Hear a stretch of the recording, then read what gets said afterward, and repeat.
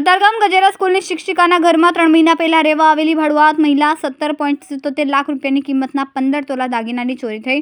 સમગ્ર મામલે કતારગામ પોલીસે હાથફેરો કરનાર મહિલાની ધરપકડ કરીને વધુ તપાસ શરૂ કરી છે.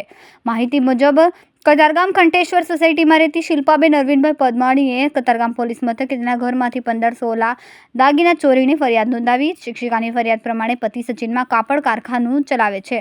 પુત્ર ધોરણ 12 માં અભ્યાસ કરે છે. પહેલો અને બીજો માળ ભાડે આપ્યો છે. ગત 21મી એપ્રિલે રામકથા રોડ પર જેઠની પુત્રીની ચાંદલો વિધિમાં જવા માટે કબાટ ખોલતા તેમાંથી 17.77 લાખના કિંમતના 15 તોલા દાગીના ચોરી થઈ ગયા. છેલ્લે 28મી માર્ચે દાગીના કબાટમાં જોયા હતા.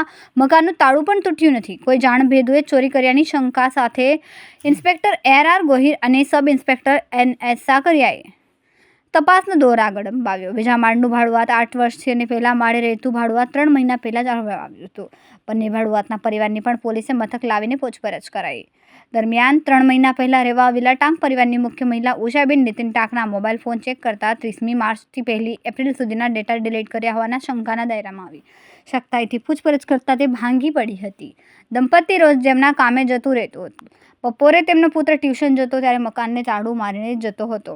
આ 3 દિવસ દરમિયાન પુત્રએ મુખ્ય દરવાજાને તાળું તો માર્યું, પરંતુ સીડીને અડીને આવેલા બીજા રૂમને તાળું નહીં માર્યું.